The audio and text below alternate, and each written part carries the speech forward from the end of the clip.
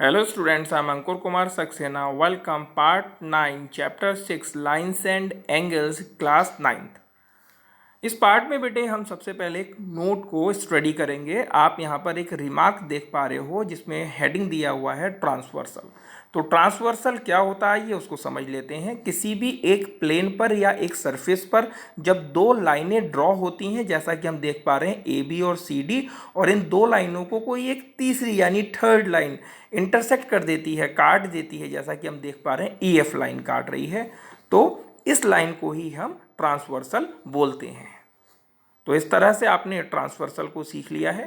अब फिगर के थ्रू हम देख पा रहे हैं वेरियस टाइप्स ऑफ एंगल्स वहाँ पर बन रहे हैं, और ब्रैकेट में भी डिफरेंट डिफरेंट पेयर नोट हैं। आइए उनको पढ़ लेते हैं। एंगल 1 कॉमा एंगल 2, साथ ही angle 3 comma angle 4, angle 5 comma angle 6, angle 7 comma angle 8। अगर आप हर पेयर पर गौर करें तो ये जो भी पेयर है ये ट्रांसवर्सल के एक ही तरफ बन रहा है।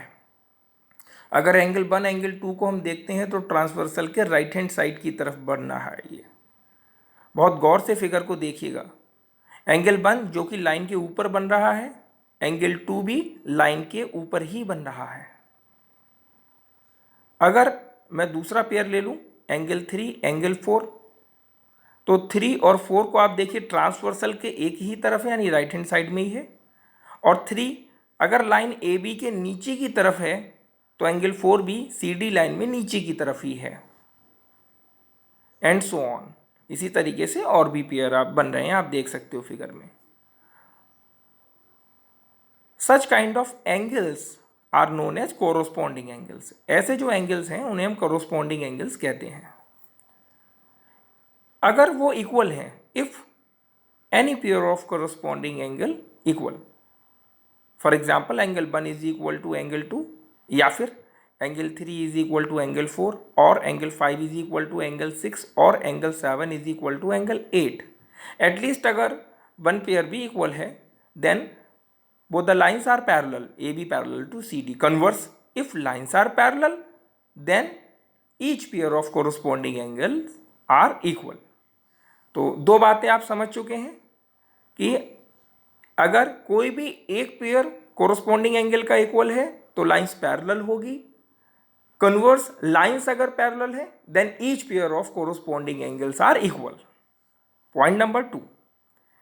दूसरे पॉइंट में आप देख रहे हो एंगल 1 और एंगल 2 पर अगर हम फोकस करते हैं तो ट्रांसवर्सल के इधर उधर ये एंगल बन रहे हैं, एक ही तरफ नहीं बन रहे हैं।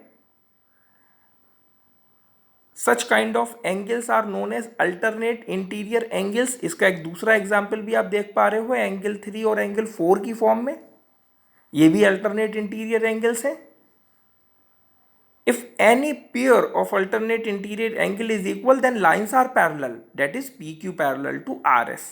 Converse, if lines are parallel, then all the pair of alternate interior angles are equal, such that angle 1 is equal to angle 2 and angle 3 is equal to angle 4.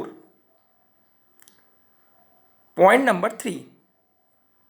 Third point में अगर एंगल 1 और angle 2 की बात कर लें, transversal के इधर उधर बन रहे हैं और बाहर की तरफ बन रहे हैं। आप देखें लाइन पर ऊपर की तरफ है, सी डी के ऊपर है, इधर ई एफ के बाहर की तरफ है, नीचे की तरफ है।